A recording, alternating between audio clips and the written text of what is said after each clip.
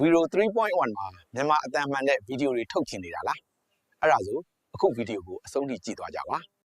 အားလုံးပဲမင်္ဂလာပါ Google Video 3.1 မှာမြန်မာစကားပြောအတန်ထွက်မှန်တဲ့ဗီဒီယိုတွေကိုဘယ်လိုထုတ်မလဲဆိုတာကိုကျွန်တော်ပြောပြပေးသွားမှာဖြစ်ပါတယ်ဒါကတော့ကျွန်တော် mobile phone နဲ့ပေါ့နော်လုပ်ပြပေးတာဖြစ်ပါတယ်ကျွန်တော်အရှိမ desktop နဲ့လည်းလုပ်ပြပေးထားပါတယ်အဲ့ဗီဒီယိုထဲမှာဆိုရင်တော့ကျွန်တော်အသေးစိတ်ပြောပြပေးထားတယ်ပေါ့နော်သတိထားရမယ့်အချက်တွေ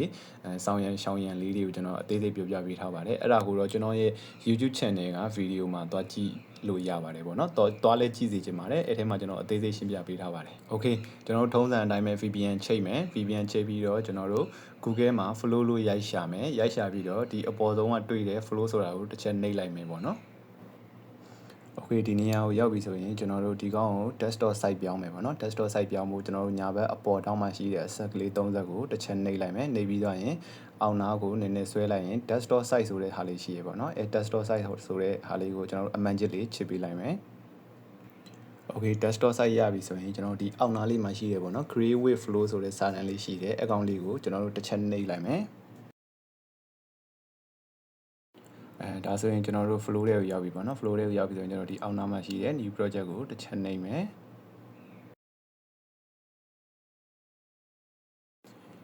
ပြီးရင်ကျွန်တော်တို့က test to video ထုတ်မှာဖြစ်တဲ့အတွက်ဒီအောက်က test to video ကိုရွေးပြီးတော့ကျွန်တော်တို့ print ရိုက်ထည့်ပေးရမယ်ပေါ့နော်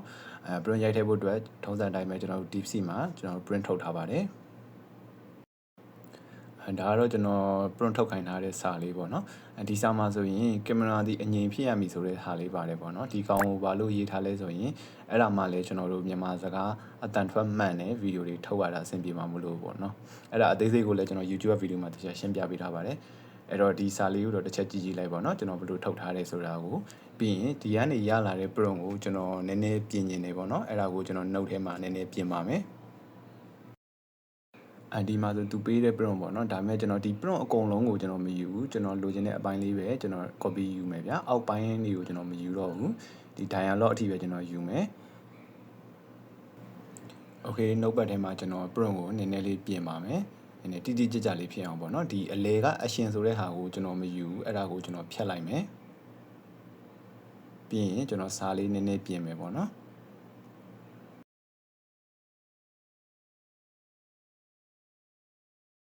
ကျွန်တော်စာအုပ်ဒီလိုလေးပြင်လိုက်တယ်ပေါ့နော်ကျွန်တော်ဒီလိုလေးပြင်ပြီးတော့ဒီကောင်ကို copy ယူပြီးတော့ Google Flow ကိုပြန်သွားပါမယ်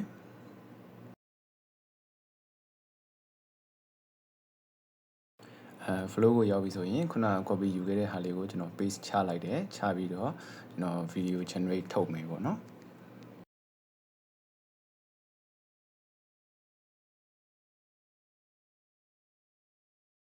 ဒီမှာတော့ video format ကိုကျွန်တော် landscape နဲ့ထုတ်ခိုင်းထားတယ်ပြီးတော့ output ကိုနှစ်ခုထုတ်ခိုင်းထားတယ်ပေါ့နော် output တစ်ခုအဆင်မပြေရင်တစ်ခုနဲ့ကျွန်တော်တို့လုပ်လို့ရအောင်လို့ output နှစ်ခုထုတ်ခိုင်းထားတယ်အဲ့ဒါတွေရွေးပြီးသွားပြီဆိုရင်ကျွန်တော်တို့ဒီအောက်ကမြားလေးကိုတစ်ချက်နှိပ်ပြီးတော့ video ထုတ်လိုက်မယ်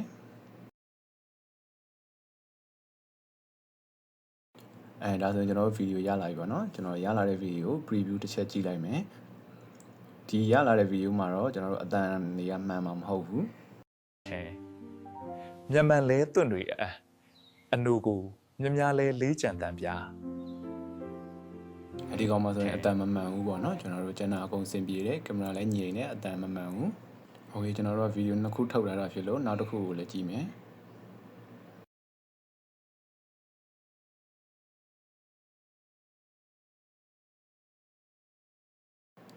ဒီဗီဒီယိုမှာဆိုရင်အတန်မပါလာဘူးပေါ့နော်ဒါပေမဲ့ okay ထားလိုက်အဆင်ပြေတယ်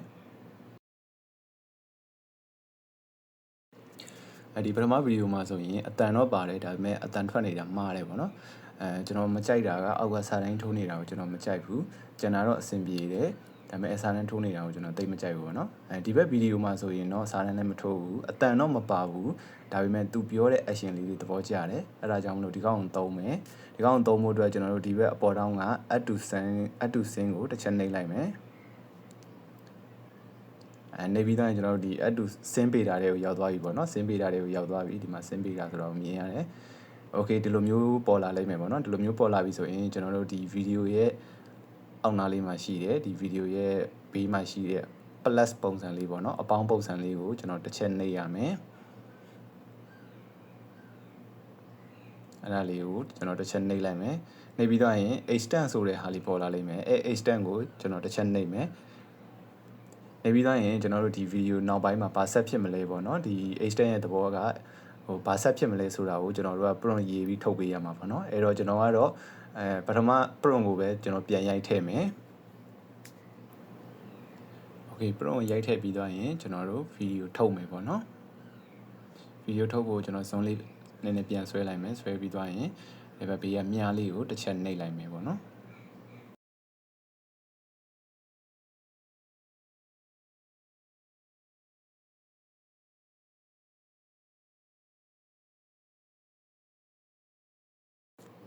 โอเคဗီဒီယိုရပြီပေါ့နော်ဗီဒီယိုရပြီဆိုတော့ကျွန်တော်တို့ကဗီဒီယိုတစ်ချက်ကြည့်မယ်ဒီဗီဒီယိုမှာကျွန်တော်တို့ထုတ်ထားတဲ့ဗီဒီယိုကဒုတိယမြောက်ဗီဒီယိုပေါ့နော်ဒီပထမဗီဒီယိုကအတန်မပါဘူးအတန်မပါတဲ့အတွက်ဒီဗီဒီယိုကျွန်တော်တို့ကမလို့ဘူးမသုံးဘူးအဲ့တော့ဒီပထမဗီဒီယိုကိုကျွန်တော်တို့ဖြတ်မယ်ပေါ့နော်ပထမဗီဒီယိုဖြတ်ဖို့ဆိုစုံလေးနည်းနည်းဆွဲလိုက်မယ်ဆွဲပြီးတော့ရင်ကျွန်တော်တို့ဒီဘက်ညာဘက်နားလေးမှာရှိတဲ့အတုံးလေး၃တုံးကိုတစ်ချက်နှိပ်လိုက်မယ်တုံးတစ်ချက်နှိပ်ပြီးတိုင်းဒီလိုလေးပေါ်လာမယ်ပေါ့နော်ဒီလိုလေးပေါ်လာရင်ဒီအနှုတ်လက္ခဏာလေးကိုတစ်ချက်နှိပ်လိုက်မယ်နှိပ်လိုက်ရင်ဒီကောင်ပြတ်သွားလိမ့်မယ်ပြတ်သွားပြီးရင်ကျွန်တော်တို့ခုနကထုတ်လိုက်တဲ့ဗီဒီယိုပဲကျန်ခဲ့လိမ့်မယ်ပထမအတန်မပါတဲ့ဗီဒီယိုကပြတ်သွားလိမ့်မယ်โอเคကျွန်တော်တို့ပြီးရင်ဒီဗီဒီယိုကို preview ကြည့်ကြရမယ်